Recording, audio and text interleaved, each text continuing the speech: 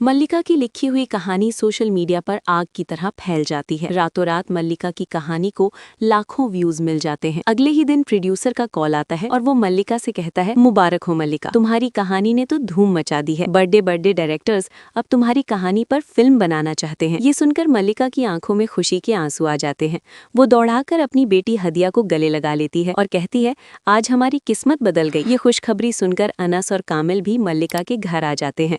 अनस मल्लिका की कामयाबी देखकर बहुत खुश होता है। वो सोचता है कि यही सही मौका है अपने दिल की बात कहने का। अनस मल्लिका के पास आता है और घुटनों के बल बैठकर कहता है, मल्लिका, मैंने हर मुश्किल वक्त में तुम्हारा साथ दिया है।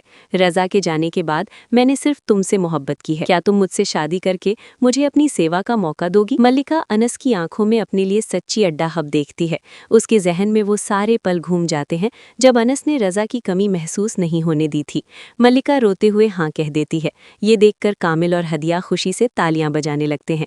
कामिल कहता है, मैं कल ही पंडित जी को बुलाकर शादी की तारीख पक्की करता हूँ। शादी का दिन आ जाता है। पूरा घर फूलों से सजा होता है। मल्लिका लाल जोड़े में किसी परी से कम नहीं लग रही होती। अनस भी शेरवानी में दूल्हा बना बहुत जच रहा होता है।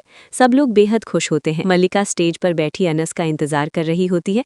तभी अचानक मल्लिका की नजर पास खेल रही हदिया पर जाती है, लेकिन हदिया वहां नहीं होती। मल्लिका घबरा जाती है और इधर उधर देखने लगती है। वो जोर से चिल्लाती है, हदिया, हदिया, तुम कहाँ हो? शोर सुनकर अनस और कामिल भी दौड़कर स्टेज पर आ जाते हैं। मल्लिका रोते हुए अनस से कहती है, अनस, मेरी बच्ची कहीं नहीं मिल रही, मुझे डर लग रहा है। तभी मल्लिका के फोन पर एक अनजान नंबर से कॉल आता है। मल्लिका कांपते हाथों से फोन उठाती है। सामने से शाहिद की आवाज आती है।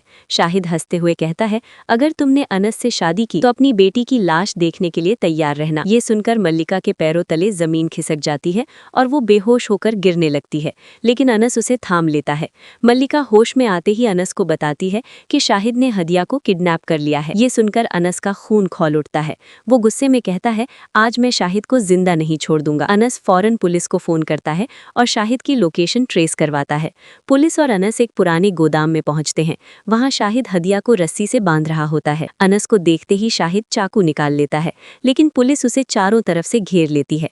अनस आगे बढ़कर शाहिद के मुंह पर एक जोरदार मुक्का मारता है और कहता है, मेरी बेटी को हाथ लगाने की हिम्मत कैसे हुई? पुलिस शाहिद को गिरफ्तार करके ले जाती है। अनस हदिया को गोद में उठाकर वापस शादी के मंडप में लाता है।